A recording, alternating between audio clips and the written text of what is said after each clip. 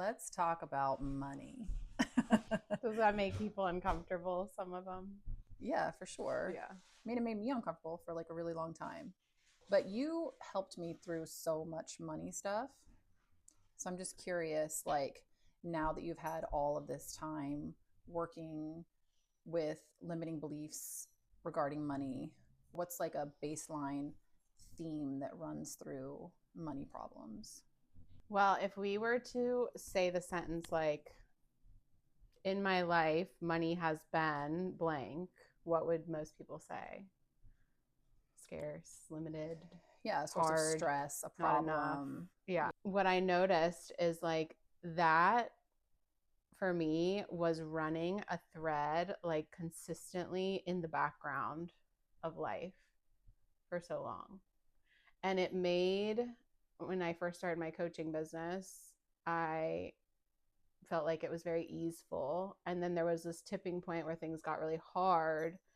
And it was because all these money programs, limiting programs, were coming up to the surface. And it wasn't until I took the time to actually sit and detangle them that then I could pursue the business in the way that truly lit my soul on fire. Mm-hmm. So I kind of almost see it as like we won't fully lean into our gifts in the way that we're meant to bring them to the world until we really work through the shit around money, because otherwise we will be moving towards what we think will make us more money. Yeah. And it's never that. Yeah. It's never what you think it is. Yeah. Ever. Because we've done a lot of work digging into this. Yeah. It's never what, like, whatever's presenting on the surface, it's never fucking that. No. It's like the thing that you really want to do and you've always wanted to do and you enjoy to do, but like you don't think you can make money doing it, and it's probably like comes easiest to you and most natural to you, so you probably devalue it a little bit because you're like, if it's so easy for me, like it must be easy for everyone else. But the money programs underneath it all keep you from believing that you can actually make money doing that thing. And so we overcomplicate it, which then just perpetuates the belief that it's hard and it's scarce and all of that. And then we get that mirrored back in reality to us. Because I know a lot of my money stuff that you and I have personally dug through, like so much of it came from my childhood.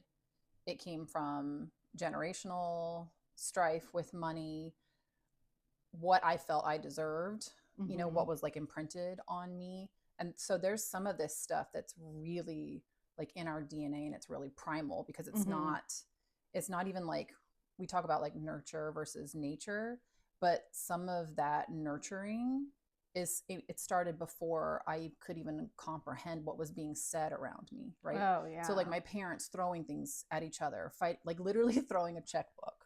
Oh God. We don't even have checkbooks anymore, but they would like throw checkbooks at each other. And I remember being like 7 years old thinking like, this is the language of money. This is the narrative of money, that it creates all this strife. And so it's like money creates problems, right? You know, but so why would I want money? Yeah.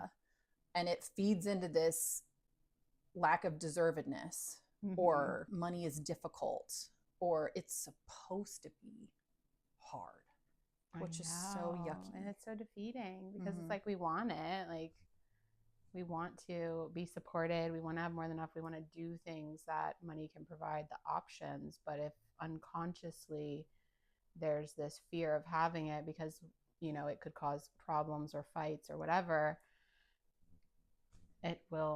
your unconscious mind will just block it out or make it hard. So, and if you get to the root of it, it's like, is that actually money's fault? No, because money is just neutral. It's a resource.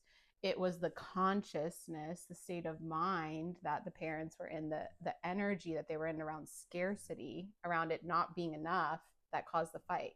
Because had there been so much, or had even just their mindset been that money is abundant, it wouldn't have caused the fights.